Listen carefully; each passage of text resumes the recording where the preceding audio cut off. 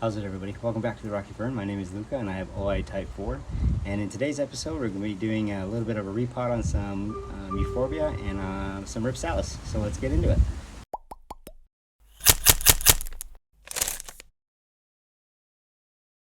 Okay, so we got a couple Euphorbia millis that I want to repot.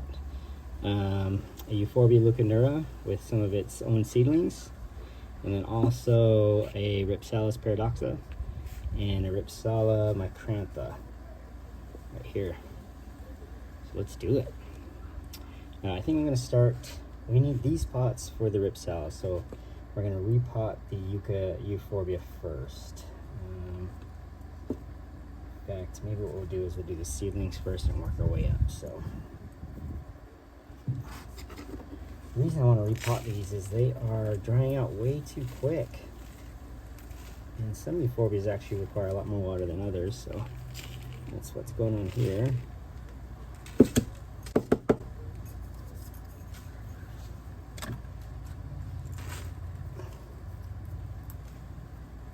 Now, I don't know if these are, if Euphorbia leuconeura can self-fertilize or if it is able to be pollinated from its own flowers, which I guess is the same thing.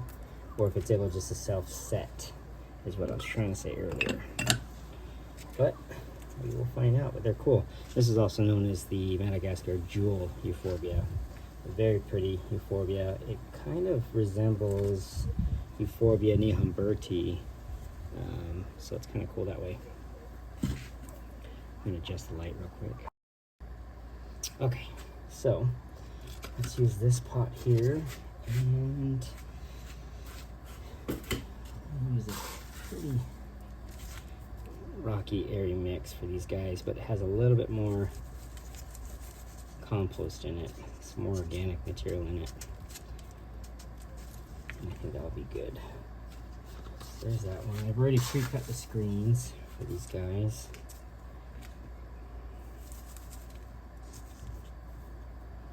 Let's get these guys just a little bit lower here.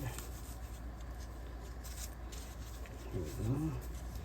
And then what we'll do, we'll get some Akadama top dressing here.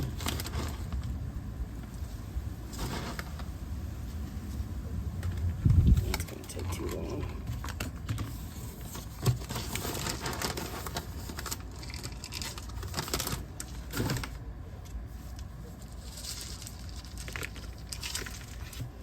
This is probably one of my most favorite top dressings. Now, top dressing is important in this case because there is perlite in the mix, and that will float to the surface after some time. We do not want that. In fact, I might even use some of this to help keep that perlite down.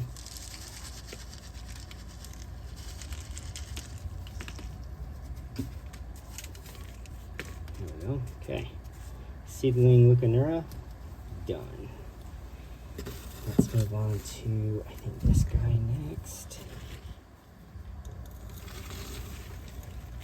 And go. Oh yeah, a lot of good roots in here. You can see another very airy mix.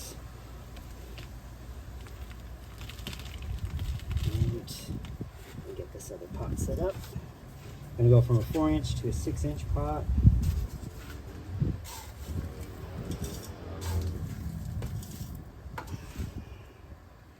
Do here. That seems like a good height.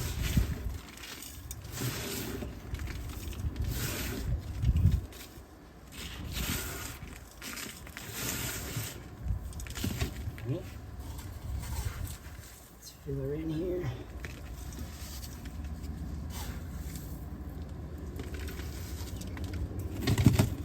Shake method. And this should be pretty sufficient rather, to help maintain that weekly watering that I like to do on these succulents. It got to the point where I was having to water several times a week. And most of the succulents get water once a month. But there are exceptions, of course. Get this spreader out here. Just running, tapping. Okay. And I have names, of course, for all of these. But this leuconeura is really cool. It's obviously in need of a drink. These leaves normally don't drape. They kind of stick out more like this. Like this leaf that has a little bit more turbidity to it, but it's kind of really cool structure to it. It has these really pretty scars left over when the leaves fall off, and it has really pretty red underside, white veination on the leaf. Very cool. Being a euphorbia, super hardy, but this will definitely get a drink here. And then we have one pot cleared up. Let's clear up these other two pots here.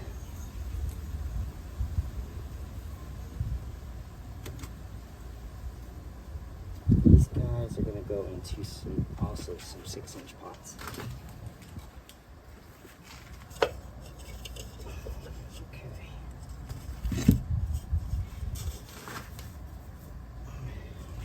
I like these because I use those middle hanging tabs for terracotta on the succulent bench, and these guys hang out just nice. So let's get these guys out and going.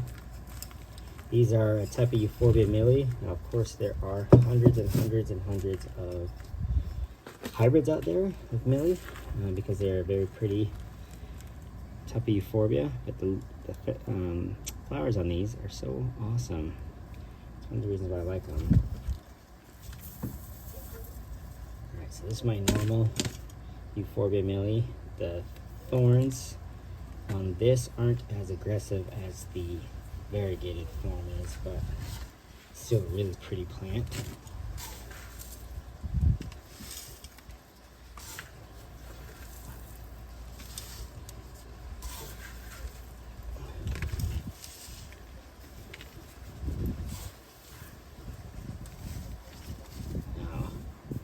Should make a much happier Euphorbia, because these guys were also getting, look at this cockroach over there, these guys were also getting watered probably 3 times a week on very hot days because of how small their pot was.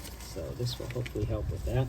One of the reasons I'm doing this is, like I said earlier in another video, I'm going on a trip to the mainland, and I have someone who's watching these, and it's kind of, with almost 700 plants, it's a little bit of a overwhelming task to ask.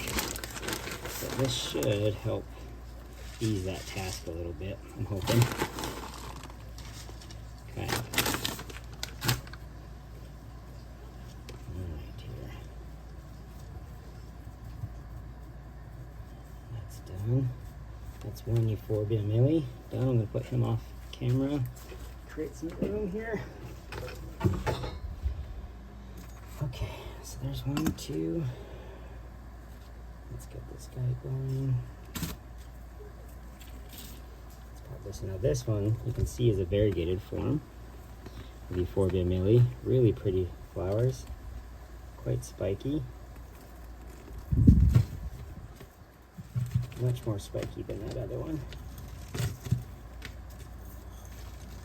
But it also has a really nice root structure too.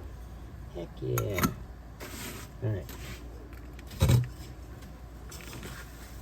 Okay. Take this out here.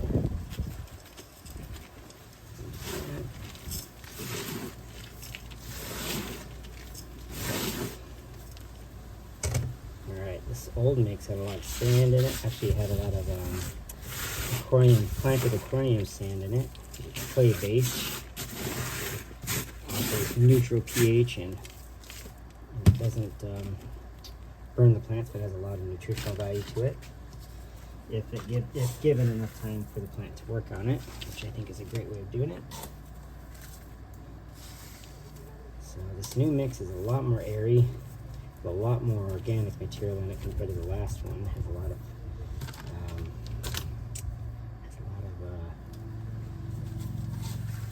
composting, like I said. Homemade compost. That's what I want to do. Which is why you see the worms and the cockroaches in here. I harvested that compost and screened it this morning. So, alright, now it is a little high, the soil level, but it will settle and actually be beneath the lip of the plant, which is what you want. But that guy should be much happier now. He's also hanging on one of those terracotta clips, which when I do my house tour, plant tour, you guys can see the entire thing. So this guy actually is one of the ones we're going to use along with this guy. So let's put a clip in there, or a little screen in there. Jeez. Okay.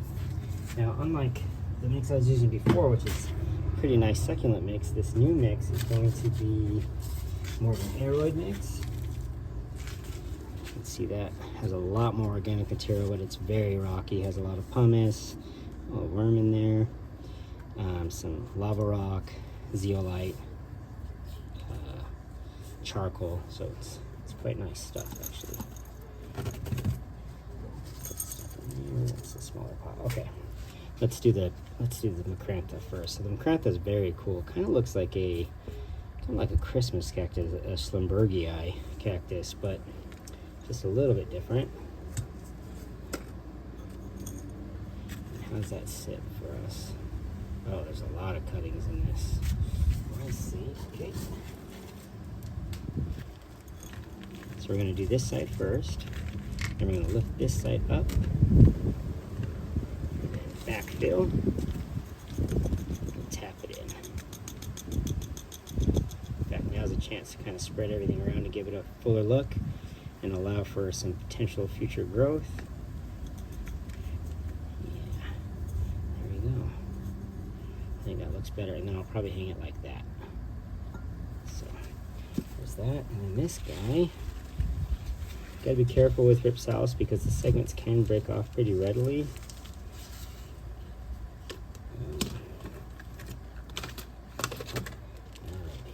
Break this up just a little bit.